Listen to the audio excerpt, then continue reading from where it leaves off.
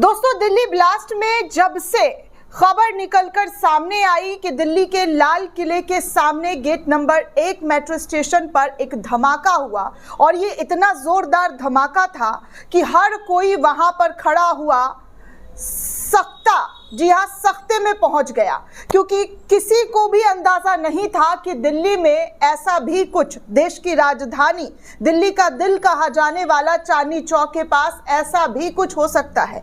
और तब से लेकर अब तक दोस्तों, परसों से लेकर आज तक की अगर मैं बात करूं तो हम लगातार आपको दिल्ली ब्लास्ट की, चाहे वो ग्राउंड की रिपोर्ट हो, स्टूडियो से हम लगातार आपको वो तमाम तस्वीरें दिखा रहे हैं। अब जो एक फुटेज दोस्तों सामने आया है वो हम आपको सबसे पहले जी हाँ, एक्सक्लूसिव तस्वीर आपको दिखाना चाहते हैं, क्योंकि ये सीसीटीवी फुटेज जो निकलकर सामने आया है और इस फुटेज के अंदर क्या कुछ हुआ है वो सब कुछ आपके सामने रखेंगे कि कैसे दिल्ली ब्लास्ट की साजिश जो है रची गई है। लेकिन वहीं दूसरी तरफ एक तबका और गोदी मीडिया का जो नंगा नाच है, जो नंगा खेल है, वो शुरू हो गया है। मुसलमानों को बदनाम करने का खेल जो है वो शुरू हो गया है। मुसलमान की भी जान गई है, ये बताने के लिए उनके मुंह में दही जम चुका है। लेकिन मैं वो रोती बिलखती हुई तस्वीरें आपको दिखाऊंगी जहां पर अपनों को खोने का दर्द क्या होता है वो शायद ये गिद्ध मीडिया कभी नहीं समझ सकती है। अगर समझती तो ये नफरती एंगल, मुसलमानों को टारगेट करना, पूरे कौम को टारगेट करना दोस्तों, ये पूरी तरीके से गलत है। अगर किसी ने गलत किया है, अगर किसी ने देश के साथ, देश की सुरक्षा के साथ खिलवाड़ किया है और जिन लोगों का नाम आ रहा है, जो एजेंसी के द्वारा जांच पड़ताल में निकलकर सामने आएगा, उसमें कोई धर्म नहीं देखा जाता दोस्तों। उसमें सिर्फ देखा जाता है कि वो सिर्फ और सिर्फ दहशतगर्द थे। कोई धर्म देखकर अगर दोस्तों किसी पूरे कौम को टारगेट करना जो है शुरू कर दिया जाए तो ये बहुत ही अफसोस की बात है, बहुत चिंता की बात है। ऐसे तो बहुत सारे मामले दोस्तों, जब पहलगाम में अटैक हुआ था तो आपने देखा था कि किस तरीके से जो है वहां पर कई लोगों के जासूसी करने के आरोप लगे थे। हरियाणा की लड़की का नाम और बहुत सारे लोगों का नाम, बहुत सारे जो है टीम आई थी। तो क्या किसी ने वो धर्म देखकर एंगल निकालने की कोशिश की मुस्लिम समुदाय के जरिए? नहीं, सबने एक साथ खड़े होकर उन लोगों की लानत मलानत की है। लेकिन जो दोस्तों आज हो रहा है वो उसको देखकर बेहद अफसोस के साथ कह रही हूं मैं दोस्तों अपने चैनल के माध्यम से कि इससे गिरा और घटिया हरकत कुछ हो ही नहीं सकता। हमेशा की तरह पिछले 11 सालों में मुसलमानों को टारगेट करना, नाम देखकर, जी हाँ, नाम देखकर उनको जो है बदनाम करना, ये इतना ज़्यादा बढ़ चुका है दोस्तों कि आज कहीं पर भी मुसलमान खड़े हो जाते हैं तो उनको शक सूबे की निगाहों से देखा जाता है। इस तरीके से गोदी मीडिया ने जहर फैला दिया है और कुछ नेताओं के जरिए जहर फैलाया गया है। लेकिन चलिए दोस्तों, मैं आपको सबसे पहले दिल्ली ब्लास्ट का जो सीसीटीवी नया फुटेज निकलकर सामने आया है उस फुटेज में बताया जा रहा है कि रोड पर काफी गाड़ियां थी, भीड़ भाड़ था, बहुत जो है गहमा गहमी, जो हमेशा चांदनी चौक लाल किला के पास रहता है दोस्तों।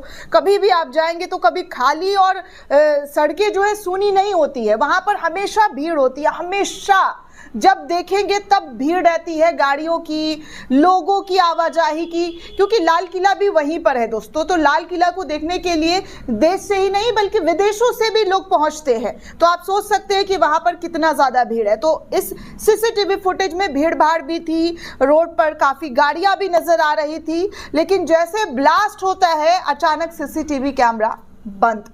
मतलब जिस वक्त ब्लास्ट होता है उस वक्त कैमरा कैसे बंद हो सकता है? ब्लास्ट गाड़ी में हुई थी दोस्तों और गाड़ियों के जो, मतलब आप तस्वीर देख चुके हैं कि किस तरीके का जो है वहां पर देखने सुनने को हालात मिला है। गाड़ियां एकदम जल गई, लोगों की मौत होने की जो खबर है वो वहीं से निकलकर सामने इस वक्त लोगों के मन में ये भी निकलकर सामने आ रहा है कि देखिए, दहशतगर्दों ने जो कोशिश की थी और जो प्लानिंग की थी वो पूरी तरीके से उन्होंने अपने काम को अंजाम देने के लिए गाड़ियां कहां कहां खड़ी की गई है उसका लगातार जो है फुटेज निकलकर सामने आया। और हमने भी आपको दिखाया कि कैसे एक शख्स जो है पहले पार्किंग में जाता है, फिर पार्किंग से निकलता है। और वो सबसे पहले हमने आपको वो तस्वीर दिखाई थी कि किस तरीके से जो है दहशतगर्द के जरिए ये पूरे खेल को अंजाम दिया गया I-20 कार में बैठकर। देश की राजधानी में ऐसी घटना होना दोस्तों मतलब बहुत बड़ी बात होती है। यहाँ पर सत्ता में बैठे हुए तमाम सरकार, यहाँ पे तमाम एजेंसियाज हैं, हर एक चीज़ है यहाँ पर, और क्या उन लोगों को इसके बारे में कोई भी जानकारी, किसी भी तरीके का कोई भी भनक नहीं लगा? ये एक बड़ा सवाल है दोस्तों हमारा और हमारे व्यूअर्स का, कि क्या सुरक्षा जो एजेंसियाज हैं उनको कुछ भी नहीं मालूम था कि इतना बड़ा जो काम है वो अंजाम दिया जा रहा है। कुछ लोग तो दोस्तों ये भी कह रहे हैं कि 11 लोगों की जान नहीं गई है, बल्कि 50 से ज़्यादा लोगों की जान गई है। आंकड़े छुपाए जा रहे हैं। मैं सोशल मीडिया पर पढ़ रही थी तो मैंने स्क्रॉल किया तो लोगों की ये सारी प्रतिक्रिया, ये सारी राय आ रही थी। तो आप सोच सकते हैं दोस्तों ये धमाका कितना बड़ा है। और हमारे प्रधानमंत्री बाहर है, बर्थडे सेलिब्रेट कर रहे हैं, वहां से ऐलान कर रहे हैं कि छोड़ूंगा नहीं, ये नहीं करूंगा। अरे भैया, जब आपकी ज़रूरत थी ना मोदी जी, आप नहीं थे।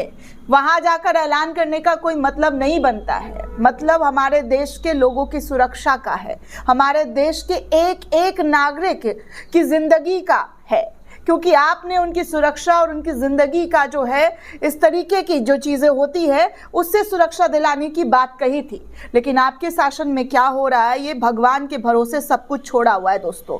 अब मैं आपको एक तस्वीर दिखाती हूँ जो गिद्ध मीडिया आपको कभी नहीं दिखाएगा। ये देखिए, नोमान के परिवार की तस्वीर शायद ही किसी मीडिया के द्वारा दिखाया जाएगा, क्योंकि ये एजेंडा इनको सूट नहीं करता है। बाकी आप देख सकते हैं कि ये लोग किस तरीके से, नोमान का परिवार किस तरीके से रो रहा है। दिल्ली के लाल किला मेट्रो स्टेशन के पास हुए धमाके के बाद उत्तर प्रदेश के शामली जिले के झिजाना निवासी नोमान की मौत हो गई। नोमान कॉस्मेटिक के कारोबार से जुड़े हुए थे और दिल्ली केवल सामान लेने वहां पर गए थे। परिवार का कहना था कि नोमान मेहनती और सादगी पसंद इंसान थे जो अपने काम से काम रखते थे। धमाके की खबर मिलते ही परिवार में मातम सा पसर गया है।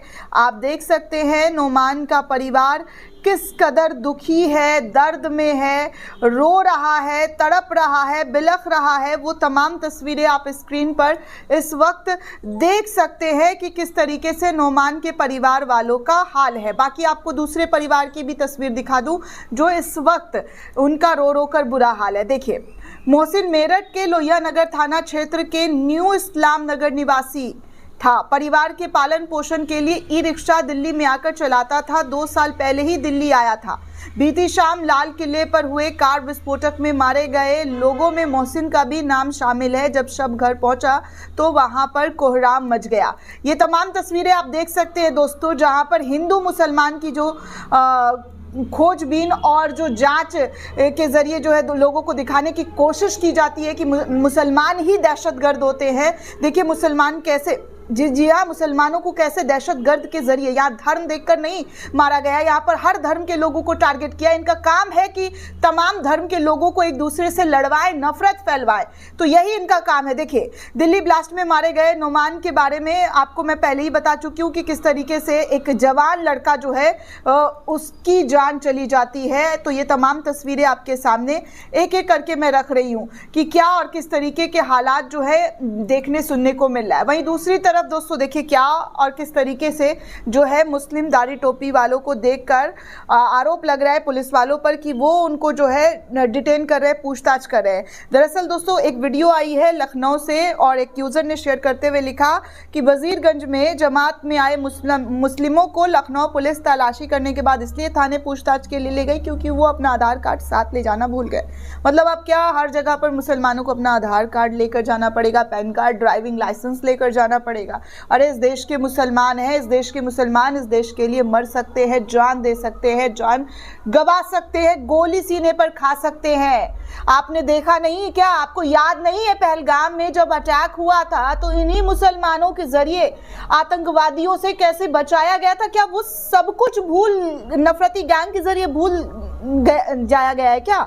आप कैसे भूल सकते हैं वो तमाम चीजें कि नफरत का, दहशत का कोई धर्म नहीं होता है। लेकिन फिर भी जो सुलूक और जो तमाम चीज़ें की जा रही है वो अफसोस के साथ मुझे कहना पड़ रहा है कि मतलब अब ऐसी चीज़ें जो है मीडिया के ज़रिए फैला दी गई है दोस्तों कि हर बार उनको शक और सूबे की नज़र से देखा जाता है। दोस्तों इस पूरे रिपोर्ट को लेकर आप क्या सोचते हैं, आपकी क्या प्रतिक्रिया है, हमें कमेंट करके ज़रूर बताइएगा। साथ ही साथ चैनल को ज़्यादा से ज़्यादा लाइक, शेयर और सब्सक्राइब करना बिल्कुल भी ना भूलें।